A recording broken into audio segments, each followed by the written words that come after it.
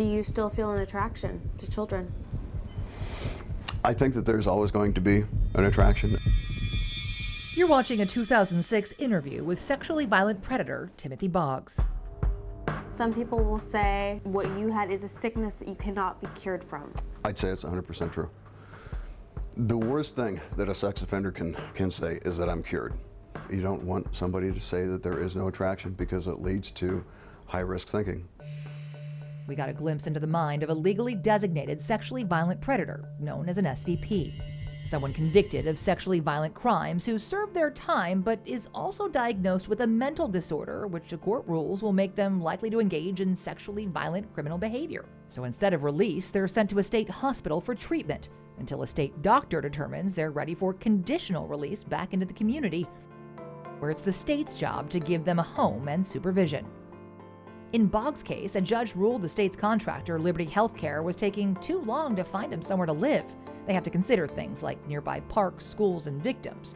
So Boggs was the first SVP released on so-called transient status, meaning without a permanent address. I don't feel safe in my own neighborhood. But he certainly wasn't the last. I'm still scared. Because as more SVPs are being released across the state, protesters had argued the La Crescenta neighborhood is filled with children. It's becoming increasingly difficult for the state to find them homes. They would like this sex predator to be released elsewhere. Historically, it was pretty rare for sexually violent predators to be released. There were roughly 20 out in the community just last year. But state data indicates a sudden spike, potentially doubling, with at least 42 sexually violent predators either pending or already released, at a cost to taxpayers of over $400,000 a year per released predator, in part because the state pays a premium for their housing, if they can find a house at all. They should not be allowed to be in our neighborhoods where we have kids and families. And now one sexually violent predator with plenty of state money for housing but no place to go Stevenson has already failed his conditional release. Is triggering action by lawmakers. Mr. Stevenson, may I be heard briefly?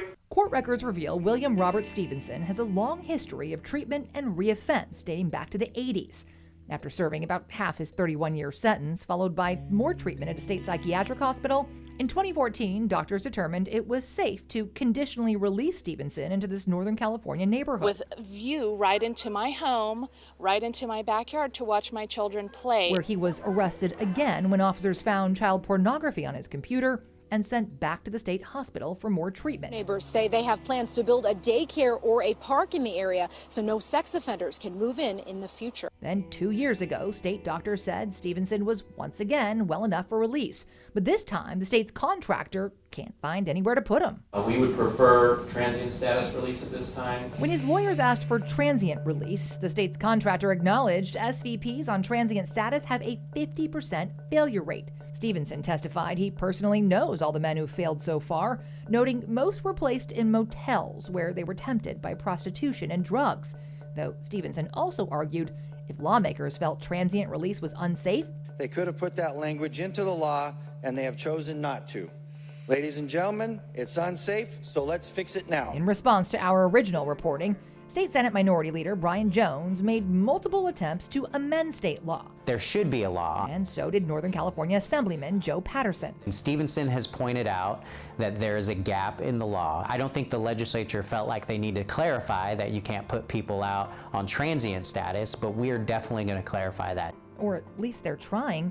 Republican lawmakers introduced at least 7 different SVP bills this session. Most died in the Democrat-led public safety committees, including one of Patterson's bills that would have prevented sexually violent predators from being housed in motels. That's not working. Which died when every Democrat on Assemblyman Kevin McCarty's public safety committee McCarty not voting abstained from voting, automatically killing the bill without anyone actually voting against it on the record.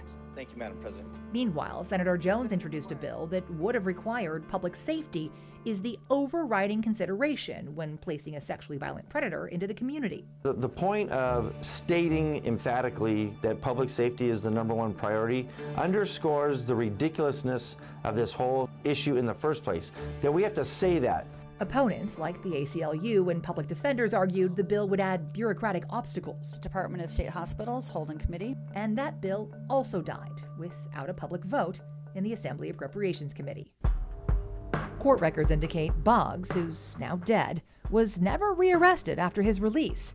He volunteered to be chemically castrated and said he understood why people still didn't trust him. How can I look at somebody in the community and say, you're wrong, we don't need to be locked up? By the same means, I paid for my crime, and I've done everything and more, I think, to show the community that I deserve a chance.